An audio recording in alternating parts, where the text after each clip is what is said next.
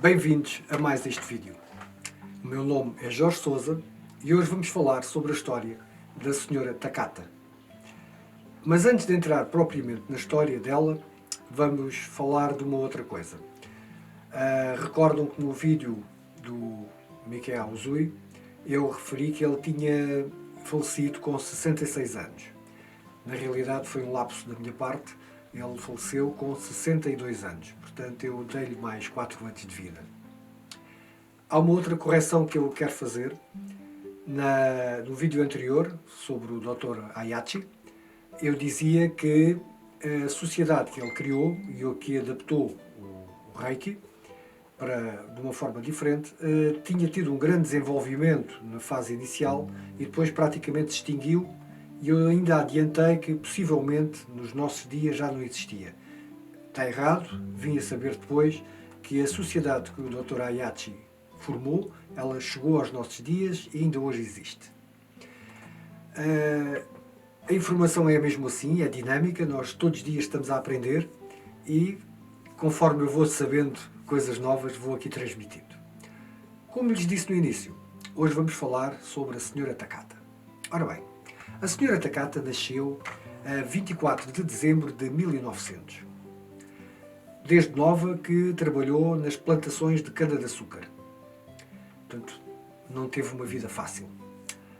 Casou, teve 2 filhos, ela casou com uma das pessoas que trabalhava também na plantação de cana-de-açúcar, na parte de escritório, mas aos 30 anos já estava viúva.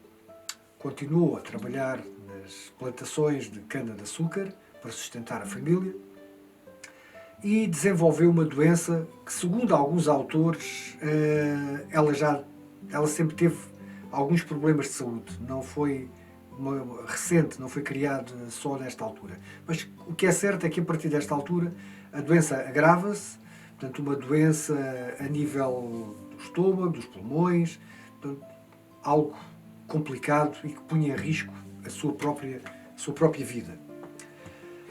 Como forma de se curar, de se tratar, uma vez que ela vivia no Havaí, possivelmente não haveria lá grandes recursos, ela vai para o Japão. Portanto, ela em 1935 procura tratamento no Japão. Alguns autores referem que no próprio hospital onde ela se estava a tratar não havia uma grande vontade de avançar com uma cirurgia, uma vez que não havia garantia de que fosse eficaz e que ela pudesse sobreviver a essa cirurgia.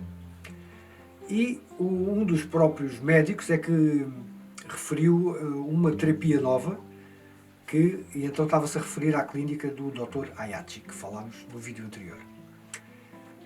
Ela vai para a clínica do Dr. Ayachi e recebe tratamento. O tratamento, tal como eu indiquei anteriormente, era feito por 2 terapeutas e aplicado 2 vezes por dia. Ela recebeu tratamento nesta clínica durante 4 meses. Portanto, durante 4 meses, ela submeteu-se a tratamento com Reiki, aplicado por 2 terapeutas, 2 vezes por dia. Aqui dá para nós termos uma ideia, e ficou curada, claro. Aqui dá para termos uma ideia, às vezes as pessoas vêm ter connosco com um determinado problema e 3, 4 tratamentos querem ficar bem. As coisas não são tão rápidas como nós desejamos. Tudo o que tem que acontecer de uma forma natural tem que levar tempo. Cada pessoa tem o seu tempo e é preciso respeitar esses tempos. Continuando com a nossa história da Sra. Takata. Bem, após uma cura deste género, qual é que acham que seria a vontade dela? Aprender Reiki, certo? Sabemos que houve uma certa resistência a ensinar Reiki à Sra. Takata. E porquê? Porque ela, embora sendo descendente de japoneses, ela não vivia no Japão. Ela, por assim dizer, era uma estrangeira, embora de descendência japonesa. Com alguma insistência, lá acederam e o Dr. Ayachi deu-lhe formação. Portanto, ela inicia o Shoden em 1936 e fica a trabalhar na clínica. inicia mais tarde o Okuden em 1937 e durante este ano, entre o Shoden e o Okuden, ela trabalha como terapeuta na clínica. Ela também tinha que sustentar, não é? Não tinha posses económicas ilimitadas para poder estar no Japão todos estes anos.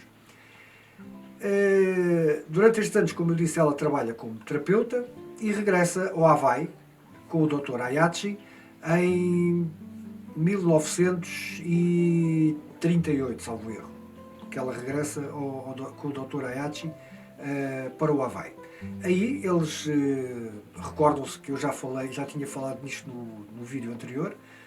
Eles participam em ações de divulgação do Reiki e o que levou que mais tarde houvesse aquele problema que eu referi, que o governo japonês pudesse ter pensado que o Dr. Ayachi era um espião duplo, uma vez que tinha estado nos Estados Unidos. Havaí faz parte dos Estados Unidos. Ela regressa ao Havaí, onde começa também a aplicar a terapia Reiki. Abre 2 clínicas em terras diferentes, em localidades diferentes, e começa a trabalhar. Sabemos que o Dr. Ayachi foi mais do que uma vez, pelo menos 2 vezes, como eu tinha referido, ao Havaí. Então, em 1938, ela recebe o grau de professora, vamos falar como se falava nessa época. Portanto, ela conclui o Shipenden, o grau de professora, com capacidade para ensinar Reiki. E a partir daqui começa também a ter os seus próprios alunos. Só em 1970 ela começa a formar novos mestres. Até aí novos professores. Aqui ela chamou de mestres. Portanto, o termo mestre aparece com a senhora Takata. E já vamos ver porquê. Outra coisa que ela fez. Ela também renomeou os nomes dos níveis de Reiki. Em vez destes nomes que eu estive a dizer em japonês, ela passou simplesmente para os nomes que hoje conhecemos, nível 1, nível 2 e nível 3. E o nível 3 equivalia ao grau de mestre. Este termo mestre dá uma certa pose, tinha uma certa razão. Ela cobrava $10.000 para dar esta formação. Para ser mestre e para ter capacidade de ensinar Reiki, tinham que desembolsar $10.000 na formação para mestre. Isto foi um dos grandes impedimentos iniciais à divulgação e à expansão do Reiki. Temos que ver que até 1970 não houve mais nenhum mestre no Ocidente, a não ser a senhora Takata. Então toda a formação de Reiki que era dada por ela, porque era a única que tinha capacidade para ensinar Reiki. Ao todo ela formou 22 mestres em 10 anos, porque ela veio a falecer a 11 de dezembro de 1980. Nestes 10 anos, entre 1970 e 1980, ela formou 22 mestres, que foram esses que depois começaram a divulgar o Reiki por todo o mundo. No entanto, houve algumas regras que a senhora Takata impôs. E os €10.000 era uma dessas regras. Portanto, quem quisesse e tivesse formação para poder ensinar Reiki, tinha a obrigação de cobrar €10.000 para poder formar o mestre. Então o tal impedimento continuava. Qual foi a contribuição que a senhora Takata trouxe para o Reiki? E, mais uma vez, aqui eu quero referir bem isto. Estes vídeos não têm a preocupação do rigor histórico pormenorizado, as datas todas, os nomes das localidades. Isso vocês veem nos livros que eu deixo na descrição. Mais uma vez, aqui eu vou falar o que eu sinto, ou o que é para mim, a senhora Takata, ou o mestre Takata, conforme queiram chamar. Isto é importante porque, e principalmente quando estamos a falar de Takata, isto é muito importante. Porque temos que ver a história no contexto em que ela estava a ser vivida naquele momento, naquela época, e não à luz do que vivemos hoje, à luz dos conhecimentos que temos hoje, e interpretar a história de uma forma um pouco errada e fazer uma análise deturpada do que realmente aconteceu, ou até um julgamento deturpado daquilo que aconteceu. Então, é assim, a senhora Takata dizia-se ser a única mestre de Reiki que existia. Não havia concorrência. Quando ela sabia que no Japão, inclusive a esposa do Dr. Ayachi continuava a ensinar Reiki. E que o Dr. Ayachi tinha a sociedade dele. E que havia também a sociedade do Uzui Reiki Ryo. Mas ela dizia que tinham morrido todos na guerra. Outra coisa importante é a guerra. A Segunda Guerra Mundial, salvo erro, começou em 1938. A senhora Takata teve o grau de mestre, com capacidade para ensinar, em 1937. Eu não sou muito bom em datas, mas vamos ver se não me engano aqui. Eu não troco as datas todas e no próximo vídeo vou ter que estar aqui a corrigi-las novamente. O ataque a Pearl Harbor foi, salvo erro, em 1941. Acho coisa menos coisa. Mas isso vão à net ver que isso está lá tudo escrito. O inimigo dos Estados Unidos era o Japão. E a senhora Takata estava em território americano. Vejam que é, em território americano, estar a divulgar uma terapia de origem japonesa, em que o seu criador era um monge budista. Todos nós sabemos que os americanos são um bocadinho fundamentalistas para o lado da religião. E não são budistas, de certeza. São cristãos. Então isto levou a que a senhora Takata tivesse que adaptar um bocadinho a história. Mais uma vez, recordo que temos que ver o contexto em que ela estava a viver naquele momento. Todos nós, praticantes de Reiki, temos uma dívida enorme para com a senhora Takata, visto ter sido ela a trazer o Reiki para o Ocidente. Sem ela, possivelmente ainda hoje, não sabíamos que existia Reiki. O Reiki teria ficado só no Japão. Mas ela, para poder trazer esse Reiki para o Ocidente e para poder divulgar esse Reiki nos Estados Unidos, local onde ela vivia, ela teve que adaptar. E teve que fazer adaptações profundas.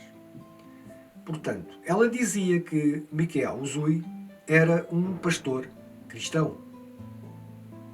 Nunca falou num monge budista. Falou num pastor cristão. Uma outra regra que ela impôs foi que o Reiki era de tradição oral, como havia nos druidas. O segredo só podia ser passado da boca de um druida para o ouvido do outro druida. Lembram-se dos livros do Asterix? Ela adaptou este sistema para o Reiki. Havia tradição oral. Então, toda a formação que faziam, todos os apontamentos que eram tirados, todos os desenhos, os símbolos que eram feitos durante uma formação, no final eram queimados. E ninguém podia trazer nada cá para fora. Apenas o que ia na sua cabecinha. Isto explica algo que todos nós já vimos quando vamos procurar, por exemplo, os símbolos de Reiki na net, que há uns que estão quase não, ao contrário dos outros, efeito espelho, ou mal desenhados, uns têm mais umas pernas, outros menos umas pernas. Portanto, uma criatividade enorme de simbologia, que foi o que a pessoa se lembrava quando chegava a casa e tirava lá os seus apontamentozinhos a ver se não se esquecia. Isso originou a erros que, infelizmente, predominam até hoje, chegaram até aos nossos dias. E aparecem até interpretações muito criativas sobre a origem de símbolos que, afinal, não passaram de um erro. Ok. Portanto, como eu disse, ela dizia que Uzui era um pastor cristão. Tinha estudado teologia, portanto era formado em teologia pela Universidade de Chicago e tinha sido diretor de um colégio cristão, católico, no Japão. Não se recordam de ter falado nada disto na história do mestre Mikao Uzui, porque não é verdade. Então, tínhamos o Reiki como tradição oral e ela dizia ensinar o Reiki original, portanto, o Reiki que foi criado por Mikao Usui. Também sabemos que não é verdade. Sabemos que Dr. Ayachi saiu do Usui Reiki Ryo e formou a sua própria sociedade e adaptou a forma de fazer a terapia. Falámos nisto nos outros vídeos. Então, a senhora Takata não foi aluna de Usui, mas sim aluna de Ayachi. E então o que ela aprendeu foi o método de Dr. Ayachi. Claro que ela também tinha conhecimento do método de Usui. Porquê? Porque o Reiki não era tradição oral e tanto o Dr. Ayachi como o Usui tinham manuais e ela tinha conhecimento desses manuais, porque sabe-se que ela chegou a divulgar com os alunos dela partes desses manuais. Portanto, ela tinha esses manuais. Então, se ela tinha esses manuais, o Reiki não era tradição oral, era tradição escrita. Logo desde o início, o mestre Usui escreve o seu manual, o Ayachi faz também o seu manual, faz a compilação das técnicas que eu falei no vídeo anterior e que chegaram até aos nossos dias. Portanto, tudo menos tradição oral. Havia tudo ali escritinho, preto no branco, para que não houvesse enganos e não houvesse erros no futuro. Então, para além de ela dizer isto, ela também deixou de fora muitos conhecimentos que sabíamos que ela tinha, porque estudou pelos manuais também de Usui, de muitas técnicas que foram deixadas para trás e que ela não as ensinou. As razões não sabemos, acredito que tenha sido provocado pela adaptação à nova realidade que era ensinar Reiki nos Estados Unidos. Uma das coisas que impediu mais a divulgação do Reiki foi mesmo para já, ela só começou a dar formação aos futuros mestres em 1970, portanto estamos a falar muitos anos depois. Até aí ela era a única mestre de Reiki.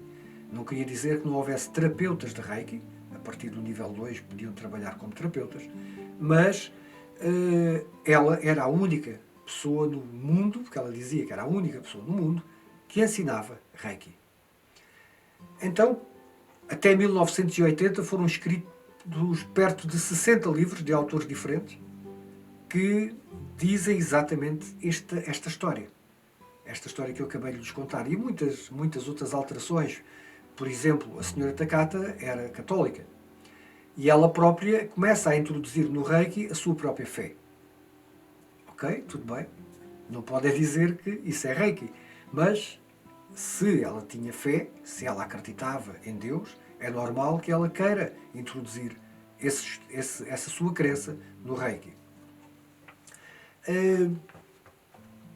O impedimento, tanto a tradição oral como os 10.000 euros para formar mestres, foi algo que ela impôs aos mestres que ela formou. Portanto, não podiam fazer formação pedindo menos dinheiro. Nem podiam deixar que se escrevesse. O não escrever foi algo que foi alongou-se bastante, até chegou aos nossos dias. 1980 já é aos nossos dias. Mas após a morte da senhora Takata, houve alguns mestres que começaram a alterar esta prática. E houve outra situação. Até enquanto ela foi viva, quem queria saber alguma coisa perguntava. Ela estava viva. Não é? Ela, que era a fonte de todo o conhecimento, ela era quem trouxe o Reiki para o Ocidente. A partir da sua morte, houve a necessidade de quem queria saber mais ter que ir investigar. E aí começou-se a investigar e foi-se ao Japão e descobrimos aquilo que nós sabemos hoje e que podemos consultar nos livros, na internet, embora estes dois conhecimentos agora existam paralelos. O que sabemos da investigação histórica que se fez sobre a história do Reiki e o que sabemos do conhecimento que foi deixado pela senhora Takata e que foi passado à escrita por 60 autores, 60 autores, pelo menos 60 livros, alguns podem ter mais que um livro, e que esse conhecimento também continua a existir até em muitos sites da internet, e que quem lê aquilo fica assim como um pouco uma história mal contada, mas ok, continuando. Após a morte da senhora Takata, há uma evolução, por assim dizer, de todos estes conceitos, de todo este conhecimento, uma busca incessante pela verdade, entre aspas, não quer dizer que o que ela dissesse esteja errado. Recordo que é uma adaptação às conjecturas que existiam, estavam em plena guerra, e depois dela ter começado assim, não ia a meio mudar, certo? Estava a funcionar, estava a resultar, siga. Acho que foi este o que motivou a senhora Takata a ter alterado a história que ela sabia como era, uma vez que ela esteve no Japão, conviveu durante muito tempo com o Dr. Ayachi, com a família dele, possivelmente chegou a conhecer, não sei se agora estou a imaginar, mestres do Uzui Reiki Ryo, não sei, mas para quem teve tanto tempo no Japão era possível, uma vez que o Dr. Ayachi os conhecia e tinha trabalhado com eles. Se ela tinha os manuais, inclusive, do Uzui, ela sabia como é que tudo aquilo tinha começado. No entanto, ela optou por alterar a história. Possivelmente, se ela não tivesse alterado a história, o Reiki era proibido ou banido nos Estados Unidos. Portanto, não vamos dizer, ela andou a aldrabar isto. Não. Ela fez uma adaptação devido ao contexto histórico onde estavam. Estavam em plena guerra, os Estados Unidos e o Japão eram inimigos. Nunca uma terapia vista como japonesa e criada por um monge budista poderia ter sobrevivido em ambiente americano. Então, continuamos gratos à senhora Takata por nos ter trazido o Reiki para fora do Japão, por podermos hoje ser praticantes de Reiki, e gratos também a todos os investigadores que mais tarde foram vasculhar a história para repor a verdade, para repor a linha cronológica dos acontecimentos, e que vocês vão poder, quem quiser aprofundar esses conhecimentos, ler livros. Nos livros é que a gente aprende, não é aqui no vídeo.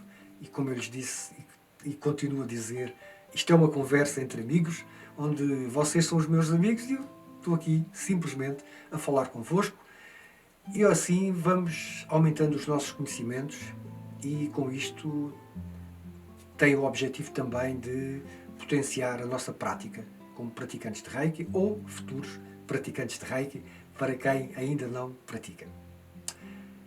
Espero encontrá-los no próximo vídeo, que ainda não sei qual é o tema, mas porque são conhecidos na história 3 mestres de Reiki principais, que é o Uzui, o Dr. Ayachi e a Sra. Takata.